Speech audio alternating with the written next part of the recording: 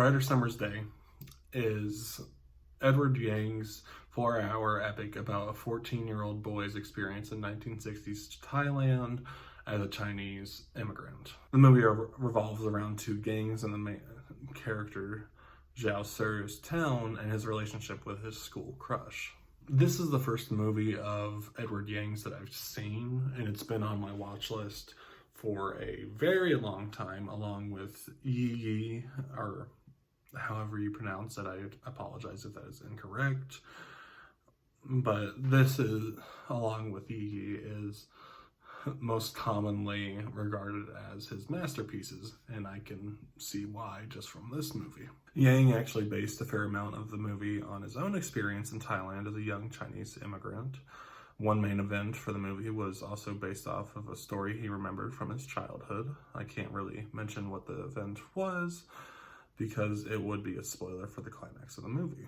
I think this movie is immaculately directed, from the cinematography to the score to the scene direction, the structure.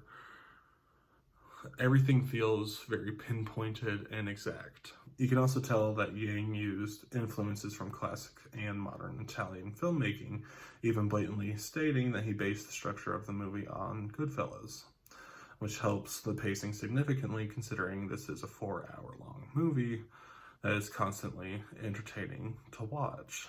There are some technical aspects that I really enjoyed about this movie, especially the cinematography. I think it's a beautiful looking movie. The composition is amazing, but there's also choices that are very interesting where it almost feels like the camera itself is a character listening to other characters' conversations, where sometimes it'll follow two people talking until they enter a room and it'll stop at the doorway, or it will go and look at something else while they're talking, kind of like a real character, and that adds a very interesting aspect to this movie that you don't see a lot, and I thought that that was a really cool thing to do, and is obviously a huge part of Yang's direction in the movie. The child performances are incredibly realistic. None of the kids feel out of place,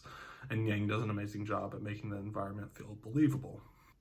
Now, the best performances come from Zhao Sur, his best friend, and Zhao Sur's parents. The movie focuses on Zhao Sur and his crush, but the best parts are the supporting plot lines about the gang warfare and Zhao Sur's parents' experiences living in a different country and class system, because you can tell that they previously were in a higher class system in China and have now gone to more lower middle class in Thailand when they had to leave.